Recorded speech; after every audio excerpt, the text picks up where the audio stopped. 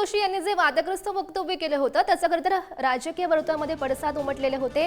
उद्धव ठाकरे यांनी सुद्धा त्यांच्या वक्तव्याचा समाचार घेतलाय। मुंबई तुमच्या बापानं नाही दिली, ठाकरे यांनी हल्लाबोल केलाय। घाटकोपरची भाषा गुजराती, भैयाजी जोशी यांनी हे वक्तव्य केलेलं होतं।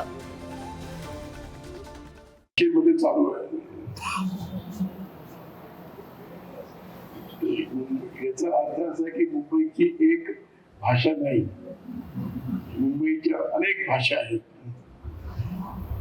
पण त्या त्या भागाची काही भाषा असते। ते घाटकोपर परिसराची भाषा तर गुजराती आहे।